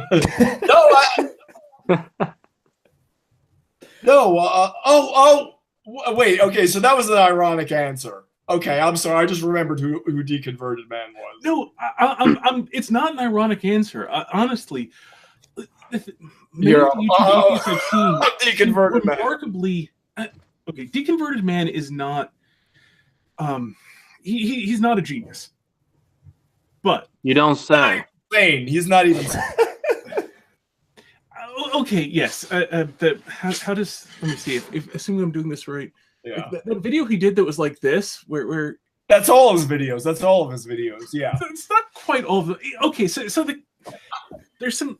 Maybe he got to like a really bad car accident to the lower half of his face. It's like, I don't know. No, occasionally he pops up. Like I remember one where he came up so he could give a full facial expression, then went back down. Hey, the guy's got some tics, to be certain, and he's. Oh yeah, didn't he make up a conspiracy theory that you and some other YouTuber were the same person? Then you had to do a live chat together. Technically, he bought into this conspiracy theory rather than came up with it. By the way, can I just plug Christopher? Christopher has Missing the Mark has a hilarious video where deconverted man challenged him to a debate, but in order to engage in a debate, Christopher had to assent to rules of the debate, and the rules of the debate were themselves a debate. And so the whole labyrinthine thing that Christopher had to negotiate, even to have a debate with deconverted man, with no guarantee that this would even be worth his time. So I highly recommend. I will link that in the low bar, that everyone go check out this video, because I thought it was uproarious. Yeah, but you can continue. It was fun, but no. The thing is, okay, so he's got some quirks, and he's not the most brilliant atheist you're going to find on YouTube. However, unlike most of them, he seems genuinely sincere. Whereas most of the YouTube atheists I've interacted with. And again, I'm taking Arad as completely unrelated to this, though technically he is an atheist who's on YouTube. But he's a Nietzschean in very different class. They don't strike me as particularly sincere. I mean, none of them seem to have actually thought their own ideas through. There's the classic, I lack a belief. I mean, you're an idiot for believing this thing that, in theory, I think may be entirely true. But in any event, you're a complete idiot for this thing, even though, they never work that out. They never work any of this stuff out. And deconverting man at least seems to want to take his own ideas seriously in a way that, Logic is just a clown in Pee-wee's Funhouse from Hell. But I like that little app or cue. Yes, thank you. In his retro futuristic pantyhose getup. By the way, this is just an aside. Does anyone remember an early '90s rock group called Jellyfish? And they always had those videos on MTV. No. This will be an American thing that I don't know anything about. Yeah, so. show. But anyway, continue, Christopher. I mean, and sort of run through. There was one where there was like this one sort of idea someone pointed to in the middle of a video. I kind of watched a bunch of the rest, and I actually have any of you guys seen Teal Deer's "I Am Become Rationalist Skeptic" video? I think so. Yeah. For those who haven't, it's a parody of a certain type of rationalist skeptic that you see lots. I mean, it's a few years old now, I think, but you see lots of channels. Anyway, it's a parody of this whole style of YouTube channel, and the rest of it just seems so just insincere, completely unthought out, that I just referenced that video for it. So that's the thing about Deconverted Man. Whatever you want to say about him, and there are things you can say about him, he at least seems to be genuinely sincere. I mean, he even he apparently was on what was it, Infinite Hope, I think. He had a YouTube channel back when he was a Christian, and he actually has videos examining his own videos.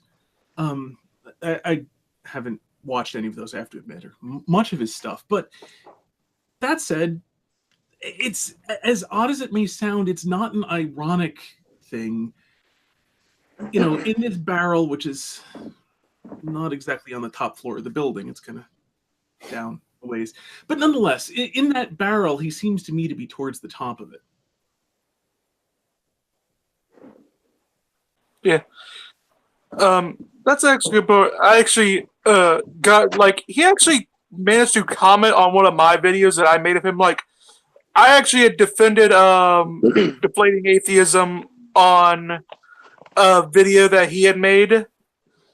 I remember when Deconverted Man made a response to you, Deflating Atheism, and you pretty much cursed him out in his comment section of his video, and I actually did a response, and he made one initial response to me, and just like 2 days ago.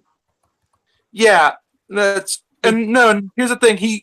2 days ago, it's been months after the fact, and he just commented again and just said, oh, yeah, your video was so bad that I didn't even bother to make a response video. I said, like, so you took your time out of your day just to say my video was bad. You could have just done that in a video. It's like, yeah, it's just like, no, it's like, it was stupid. And, like, if I had to say, like, my favorite atheist in general, it would probably have to be Tim O'Neill. Oh, yeah. Yeah, Tim O'Neill would probably be my favorite because, like, he's very much into he loves history, and I'm very much a history guy, and I always found him funny. I especially love how he goes after Richard Carrier. It's like his favorite punching bag, and I love him for that. Like, if I had to say my favorite YouTube atheist, I would say I would probably end up having to say Friended. Friended from Think Club. Yeah. I think to me is like he's an atheist, but I consider him better than the rest because he's very honest about, like, he says, you know, he just didn't get Christianity. He said it just wasn't answering the questions that he wanted to have answered. So he seems more genuine, and he actually goes against the anti-theists and challenges them. So I've always seen that he's probably, like, he's honest about it, and to the point where I just can't say anything really particularly bad about him. But yeah, it's like, so yeah, Tim O'Neill and Friend would probably be in mine when it came to it. I was going to joke and say PewDiePie because he's technically an atheist YouTuber, but I don't think that would get really as much. Did you see PewDiePie did a video with Ben Shapiro? That was like, I didn't know that. Elections. That was really surprising. Yeah, but they already think he's a Nazi, so he may as well hang out. Because anyone who's pro-Trump, even if you're Jewish like Ben Shapiro, you're a Nazi. So we're actually going out of order because Mr. Brass, as is his wont, just completely jumped in and started blathering. But yes, HistoryNet, your favorite YouTube atheist, your favorite atheist in general. On a cultural side, Friended, but on the type that amuses me, atheism is unstoppable. Okay, you kind of preempted me there. Yeah, I know it's not a popular choice. It's not. He's just unintentionally funny.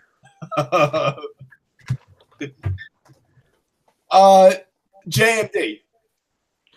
Richard Dawkins Foundation for Science. No, I'm kidding. Reason in science, please. Yeah. When I saw it, I actually was late on that. When Christopher showed me the video, if you are one of us, be one of us. And I watched it, and like seeing it, I would have thought it was a video from 2005 or 2006, because Richard Dawkins couldn't even be bothered to be part of his own propaganda video. It's like, you know, when you're having the party and you have to swan down the staircase and, you know, show your face. Hey, I'm Richard Dawkins. He didn't even bother doing that. I mean, he just slept in the day they were making that video, even though it's for his foundation. They couldn't even bother. But it was made in like 2014.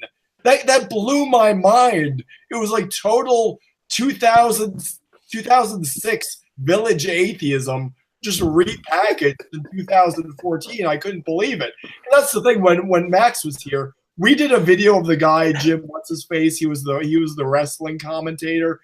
And Jim Cornette. Yeah, Jim Cornette, and he was talking about like the Christian Taliban. Like, dude, what is it, 2004? And like, you're really angry about the Iraq War? Is that what we're back to these days? You know? There's actually a great thing in that video. If you are one of us, be one of us. I had so much fun with that one. But like, one of the people that they actually mentioned was, I think, dead at the time they made the video. You know, it was like one of the one of those televangelist types. He was either dead or he died like the same year they put the video out or something. Billy Graham? Billy Graham died very recently.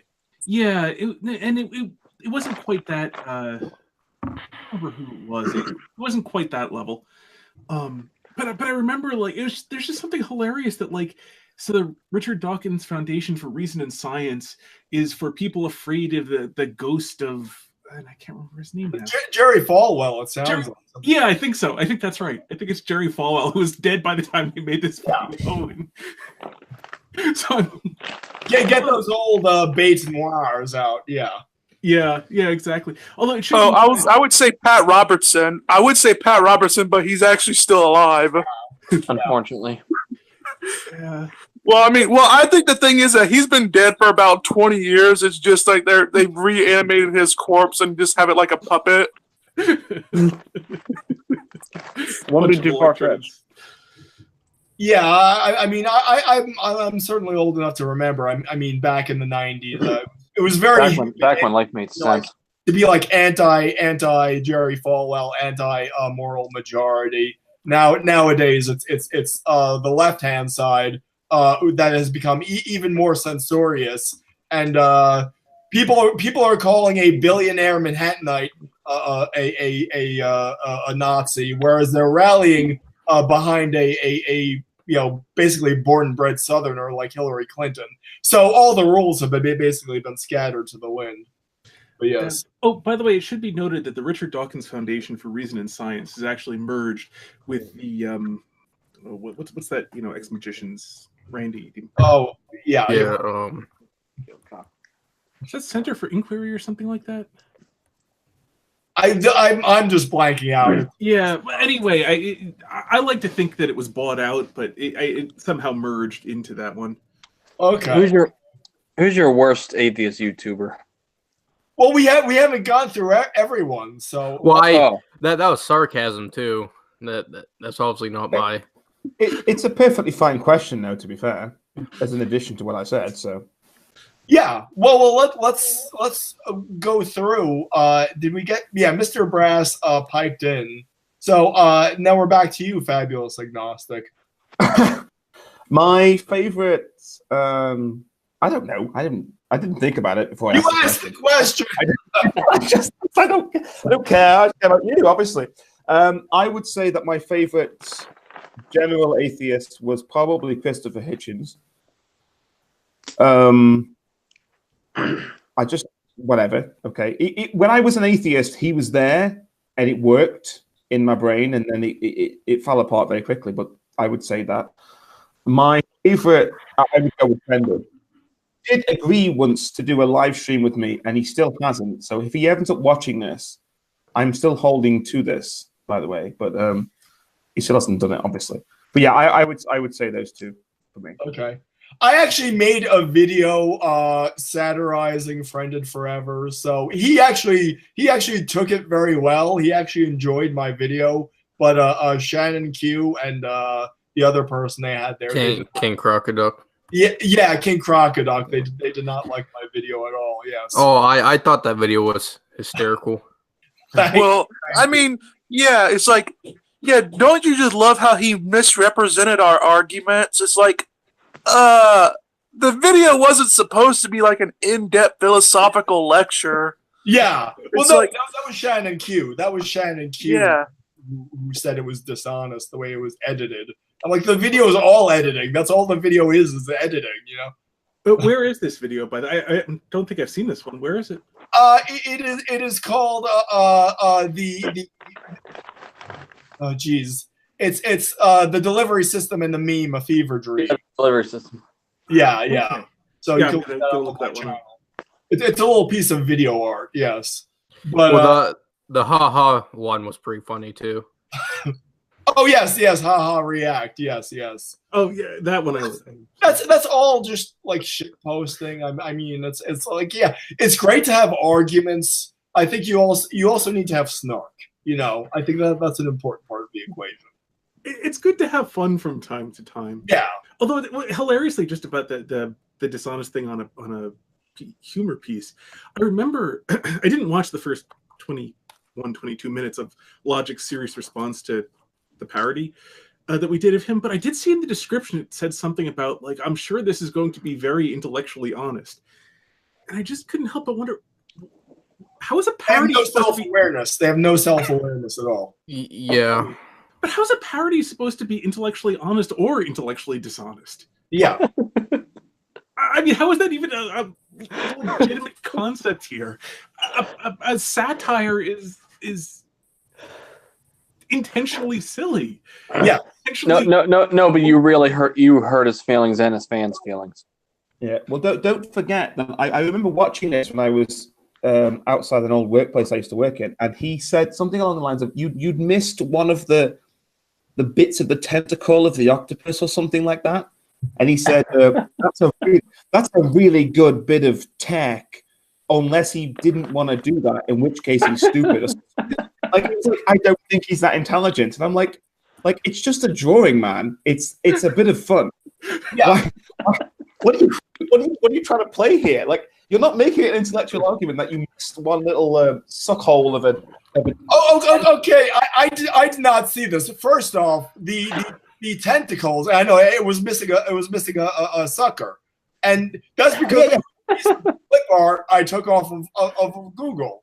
So he's going to criticize me that the piece of art I took what you should have done is you should have said yes, it was completely intentional, because then he would have been massively impressed, and all of his friends and family would have come around your house and gave you flowers or something. You know what the funny thing about this is? It was missing the mark that was parroting him, but it was also on his channel and on Deflating's channel. Logic linked it to Deflating's channel, so his fans came in swarms and downvoted and left deranged comments. But the joke's on them, because my video was monetized, unlike missing the mark. I can now buy a gumball with the Speaking of money, what was the thing that really blew me away in the 3 minutes of that video that I saw was that in the end, I made a joke about the begging that he does at the end. What was that?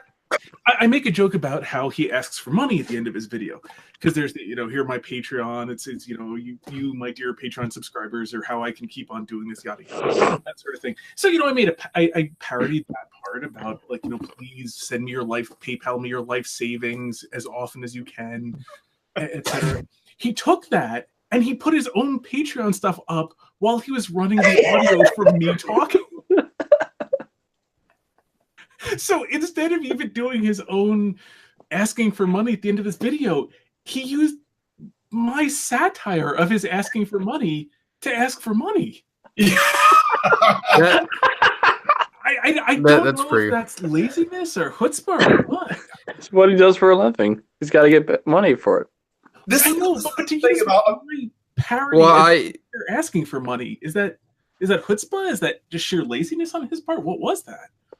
Well, what I find funny is having guys like TJ Kirk, and they'll say at the end, they'll make sure to say at their video, says, "Yeah, please support me on my Patreon so I can keep up with these great videos." TJ Kirk made $100,000, I think, in 1 year for videos that have a production budget of take a big guess here, goose egg, $0. And so he needs Patreons so he can continue making videos. Yes. That's a career atheist. Well, to make a point, I've always said this, that I don't mind what we do as long as we're consistent. I'm not supposed to be bad people, in which case we should stop being bad people. But this is one of the reasons I started doing this anti-atheist thing. I just can't bear the inconsistency. But when they sit there and they go, I can't stand priests because they ask for money at the end of sermon. And I'm like, yeah, well, you do a video, you write a book, and then when you sell it, you go, that'll be £12.50, please. Yeah. And you're like, wait, thanks. You just stop me from going to church because I have to pay. I feel obliged to pay £1 to go to church to sustain this building, which is from the medieval ages. And then you rant about it and you go, well, I wouldn't mind if you bought my book, Mr. Dawkins, for £12.50, 15 quid. You're like, are you on drugs? Like, what? Well, I mean, you guys got to remember that, Richard Dawkins had the best book ever, The God Delusion. You guys should totally read it. I don't even see atheists saying that. Honestly, I don't even see atheists saying that. I thought there was a year in there they would. Yeah, it's actually, no, it's funny. Me and Injun actually were on Twitter, and some guy, an atheist, actually said, you guys should read Richard Dawkins' book, The God Delusion. He destroys all of your arguments. I'm like, well, I want to go back to what the Fabulous Agnostic said. Is that I remember seeing this video, and it was like Matt Dillahunty and Aaron Ra and some of those absolutely vile Texan atheists, and I think they were in Joel Osteen's megachurch, and so they were clucking their tongues, and it's like, oh, it's so disgusting that that man stands on the stage and he speaks, and all those people just listen. Like, they were opposed that the dynamic of a church is that the man on stage speaks and the other people just listen without like asking questions. It's like, okay, well,